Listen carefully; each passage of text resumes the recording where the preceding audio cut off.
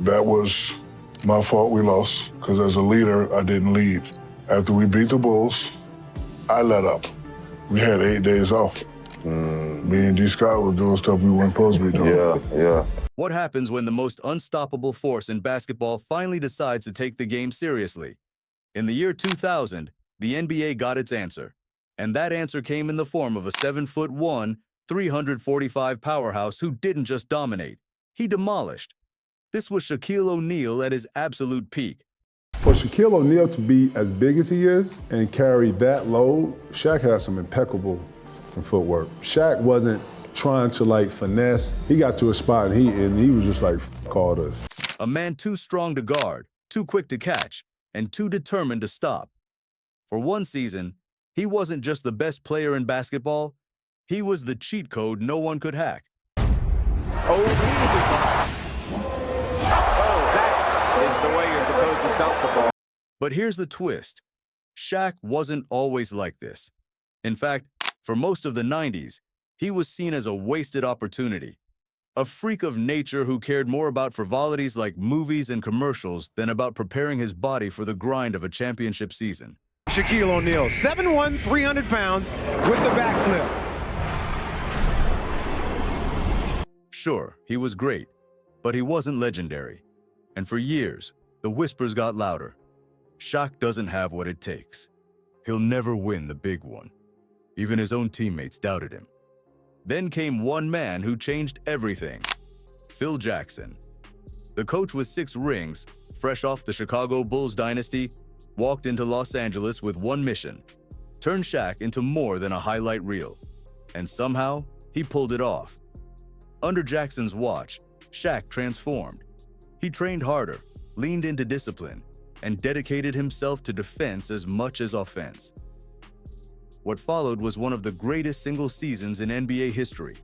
A year so dominant that legends like Jerry Buss and Kevin Garnett admitted they had never seen anything like it. This is the story of how Phil Jackson unlocked the most valuable player in basketball, and how 2000 Shaq became the most unstoppable force the game has ever seen. When Shaquille O'Neal entered the NBA in 1992, the league had never seen anything like him. A 7'1" center who could run the floor, throw down thunderous dunks, and put up all-star numbers right from day one. In his first 7 seasons, he averaged nearly 27 points, 12 rebounds, and over 2 blocks per game. Dominance most players could only dream of. By the numbers, he looked unstoppable. But numbers don't tell the full story. For all his talent, Shaq had a reputation, gifted but undisciplined. He was a superstar who came into training camp out of shape year after year. Instead of grinding in the off-season, he poured his energy into everything except basketball. Movies, commercials, Shaq was everywhere. He was a global icon before he was a champion, and fans loved it. But behind the scenes, his teammates and critics wondered if he would ever take the game as seriously as his fame. The results on the court showed it. O'Neal made one trip to the finals with Orlando in 1995, but after that, he became known for playoff collapses. From 1994 to 1999, his teams were swept out of the postseason 5 times. 5. For a player as dominant as Shaq, that wasn't just disappointing, it was embarrassing. NBA legends started calling him out. Kareem Abdul-Jabbar said he lacked commitment. Bill Walton said Shaq didn't maximize his gifts. Even Jerry West, the Lakers' GM, expressed frustration. And then there was Kobe Bryant, his young and ambitious teammate, who saw Shaq's potential, but hated how careless he seemed with it. Shaq wasn't blind to the criticism. He knew the whispers: too lazy, too spoiled, too focused on fame. And in some ways, they were right. As great as Shaq was, he wasn't in shape to carry a team through the grind of the playoffs. He hadn't proven he could be the leader who delivered championships. And by the summer of 1999, patience was running thin. The Lakers had the talent, but no results. Shaq had the gifts, but not the discipline. To many, it looked like the window was closing. But then everything changed, because the Lakers made a coaching hire that would transform Shaq's career forever. By the end of the 90s, Shaq had built a reputation as a superstar who hadn't quite delivered on his full potential. He was loved by fans, feared by opponents, but not yet respected as a champion. The Lakers had tried everything, 5 different coaches in 5 seasons, and nothing clicked. They had the pieces, Shaq, Kobe, and plenty of talent around them. But what they didn't have was structure. That's when they made the move that changed everything. They hired Phil Jackson. Jackson wasn't just another coach. He was the coach. The man who had guided Michael Jordan and the Chicago Bulls to 6 championships. A Zen master who knew how to manage egos, control locker rooms, and mold raw talent into dynasty-level dominance. For Shaq, this was different. Unlike past coaches, Jackson had rings, proof he could deliver greatness, and Shaq respected that. Their first meeting wasn't in a gym, it was in Montana. Shaq, in town, drove out to meet his new coach. When he arrived, Jackson wasn't home yet. So Shaq waited, and while waiting, he noticed something inside the house. 6 golden championship trophies glistening on a shelf. "You know," Jackson told him when he walked in, "you can get one of those if you listen to me." Shaq's reply was simple, "I believe you." But Phil didn't stop with words. He tested Shaq immediately. Outside, a fallen tree had blocked part of Jackson's property. He asked Shaq to help move it. Shaq pushed, Jackson pulled, and before long the big man found himself swimming back from the middle of the lake, exhausted.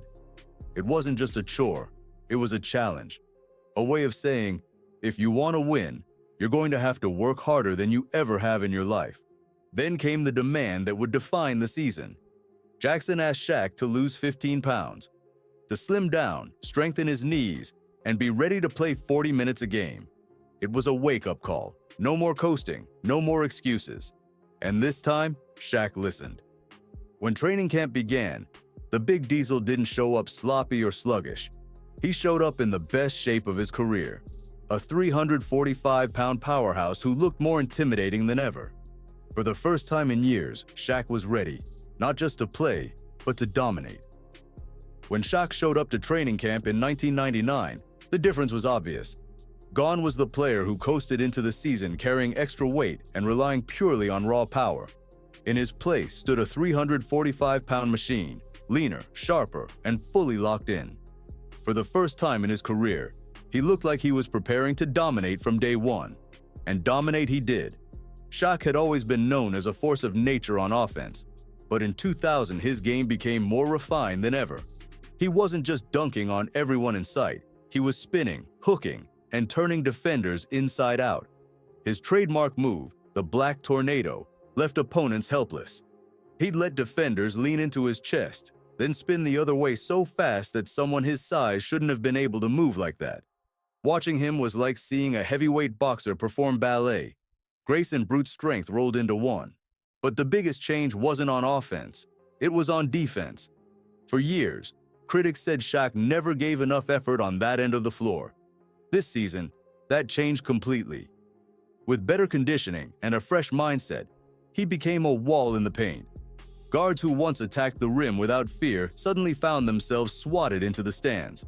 Shaq averaged a career high in blocks, rotating quicker, shutting off driving lanes, and punishing anyone who challenged him near the basket. And perhaps most importantly, he was mentally sharper. Instead of chasing distractions, Shaq finally bought into the team concept Phil Jackson preached. He wasn't just playing for stats anymore, he was playing to win. Every possession, every rebound, every defensive rotation mattered. The Lakers had seen flashes of greatness from Shaq before, but this was different. This was focused greatness. He wasn't just the most physically gifted player on the floor, he was finally prepared to use those gifts to their absolute limit. And just as Shaq was finding his best form, another storyline was brewing inside the Lakers' locker room, one that threatened to tear everything apart. While Shaq was finally buying into Phil Jackson's system, not everyone on the Lakers was thrilled. And the loudest resistance came from the other superstar on the team, Kobe Bryant. Kobe was just 21 years old, already an all-star, and obsessed with becoming the best player on the planet. To him, the idea of running the offense through Shaq felt like a cage. He wanted the ball in his hands, every possession, every moment. His mindset wasn't about fitting into a system. It was about proving he could be the greatest to ever do it. So when Jackson installed the triangle offense, emphasizing ball movement and balance, Kobe wasn't having it. The triangle flowed naturally through Shaq in the post, with everyone else cutting and spacing around him. But Kobe didn't want to wait for touches. He wanted isolation, the chance to dance on defenders, the chance to dominate. While Shaq was finally buying into Phil Jackson's system, not everyone on the Lakers was thrilled, and the loudest resistance came from the other superstar on the team, Kobe Bryant. Kobe was just 21 years old, already an all-star, and obsessed with becoming the best player on the planet. To him, the idea of running the offense through Shaq felt like a cage. He wanted the ball in his hands, every possession, every moment. His mindset wasn't about fitting into a system. It was about proving he could be the greatest to ever do it. So when Jackson installed the triangle offense, emphasizing ball movement and balance, Kobe wasn't having it. The triangle flowed naturally through Shaq in the post, with everyone else cutting and spacing around him. But Kobe didn't want to wait for touches. He wanted isolation, the chance to dance on defenders, the chance to dominate. Still, the Lakers kept winning. Talent can mask dysfunction, at least for a while. But deep down, everyone knew this storm was only beginning. And despite the locker room drama, Shaq was quietly putting together one of the greatest regular seasons the NBA had ever seen. If there was any doubt about whether Shaq had changed, the 2000 regular season erased it. From the opening tip, he looked like a man on a mission. He wasn't just the best center in the league. He was the most unstoppable player in basketball. Every night, it seemed like Shaq was rewriting the record books.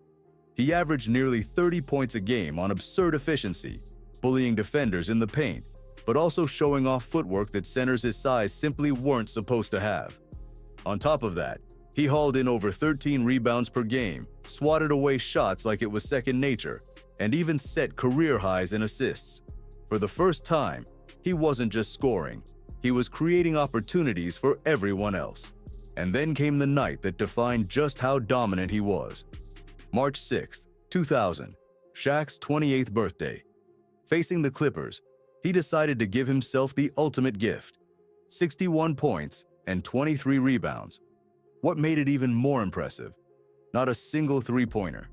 Every point was earned in the paint, from free throws, or by simply overpowering whoever dared to guard him. It was one of the greatest single-game performances in NBA history, and the league knew it. Shaq wasn't just good, he was untouchable. The Lakers rode that dominance to 67 wins, the best record in the NBA and one of the top marks in league history. Their defense, once a weakness, became elite, with Shaq anchoring the paint and Phil Jackson's system finally clicking. When MVP voting came around, the choice was obvious. Shaq collected 120 out of 121 first-place votes, the closest anyone had ever come to being unanimous. The lone holdout, a reporter who bizarrely cast his ballot for Allen Iverson. Shaq never forgot that snub, calling it one of the dumbest votes in NBA history. Still, the award was his, and nobody questioned it. Shaquille O'Neal was the league's most valuable player. But the regular season was just the beginning, because Shaq's true test, the playoffs, was still waiting. And for years, that had been the stage where he came up short.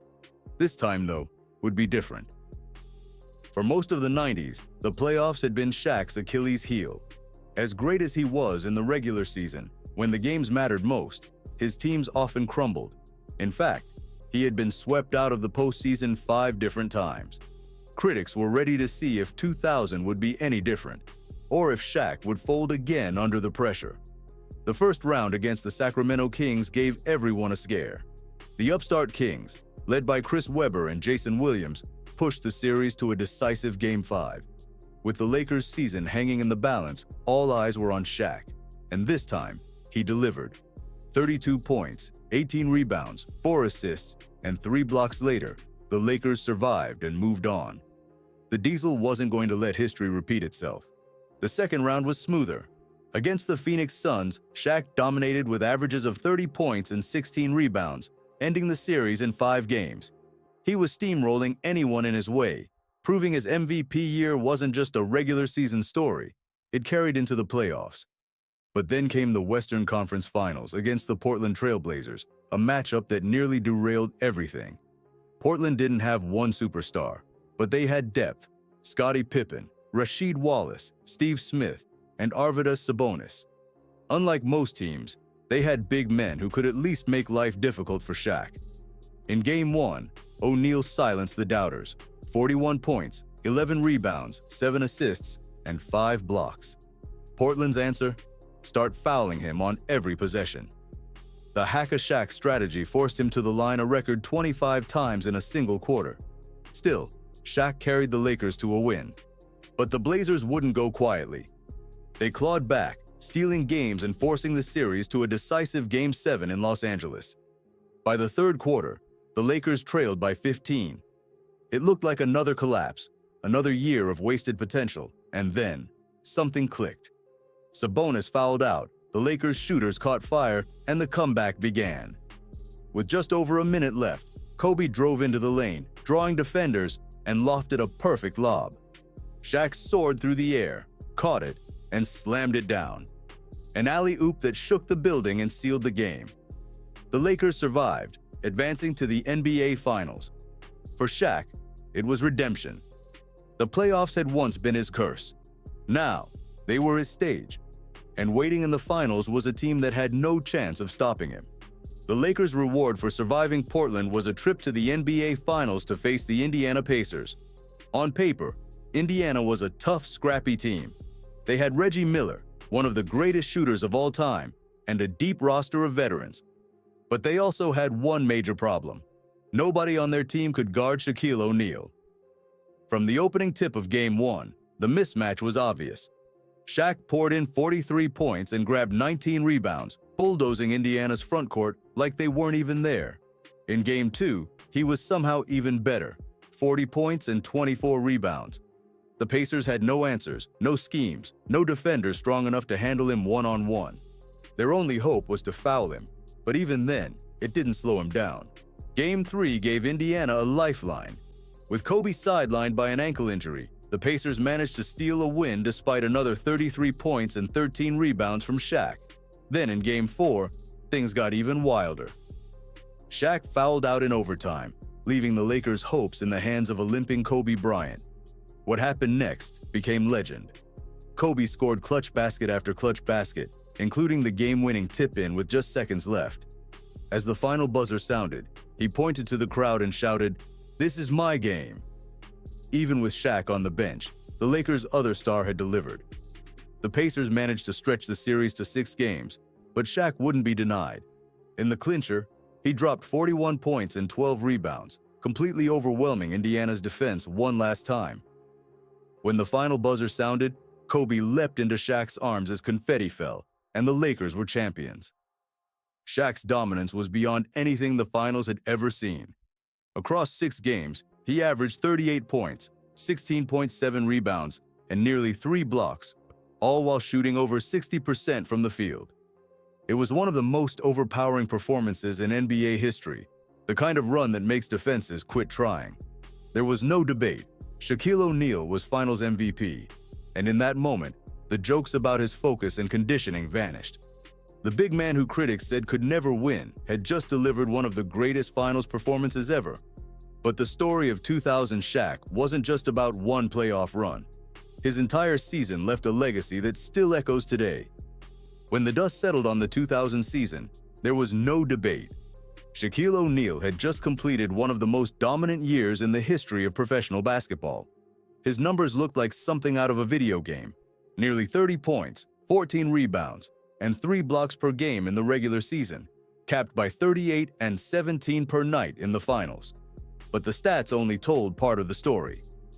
What truly separated 2000 Shaq from everyone else was the way he bent the game around himself. Opponents didn't just have to guard him, they had to completely change their game plan. Coaches threw 2 or even 3 defenders at him every possession. Centers were forced into foul trouble almost immediately. By the second quarter of most games, opponents were already scrambling to adjust, and by the fourth, they were simply praying he missed free throws. Even his misses created opportunities. Every foul he drew put the Lakers in the bonus, opening the floor for Kobe and the rest of the roster to thrive. Defenses collapsed on Shaq, and he dished to shooters or cutters with surprising precision. It wasn't just brute strength, it was the way he controlled the rhythm of every game. Legends who had seen it all admitted they'd never witnessed dominance quite like it. Lakers owner Jerry Buss said Shaq was playing the best basketball any player had ever played. Kevin Garnett once described guarding him as holding up a collapsing wall with no chance of survival. And when you compare him across eras, the case for 2000 Shaq only gets stronger. Imagine him in today's NBA. With centers now weighing 50 or 60 pounds less than he did, most teams would have no chance. Opponents would foul out before halftime, and Shaq would still be feasting inside. In a league obsessed with three-point shooting, he would have forced teams to rethink everything, because there's no spacing when you can't stop the man in the paint. For one season, Shaq wasn't just the most valuable player. He was the ultimate mismatch, the unsolvable problem, the living cheat code. And his 2000 run still stands as the gold standard for dominance in the modern NBA. But maybe the biggest question isn't about what Shaq did. It's about what could have been if he'd stayed this focused his entire career. The 2000 season wasn't just about numbers, trophies, or highlights. It was about transformation. For years, Shaq had been called lazy, unfocused, even incapable of winning when it mattered most. But under Phil Jackson, everything changed. He found discipline, he found purpose, and he proved every critic wrong by delivering one of the greatest seasons the NBA has ever seen. In 1 year, Shaq went from a superstar entertainer to an all-time champion. He didn't just win MVP, he dominated the league so thoroughly that his name was etched into history alongside the greats. And when the finals ended, there was no debate. Shaquille O'Neal wasn't just valuable, he was unstoppable. But here's the question that still lingers. What if Shaq had played every season the way he played in 2000? What if he had locked in on conditioning, defense, and leadership his entire career? Could anyone, Jordan, LeBron, Kareem, have matched him? Or would the conversation about the greatest of all time start and end with Shaq? That's the mystery of 2000 Shaquille O'Neal. For one season, we got to see the full force of his talent unleashed. A player so big, so skilled, and so dominant that the game itself had to adjust around him. He was the living definition of unstoppable. And all it took was the right coach, the right system, and the right mindset to unlock it. So maybe the lesson of 2000 isn't just about Shaq, it's about potential. Because when the most unstoppable force in basketball finally decided to take the game seriously, the result was a season we'll never forget.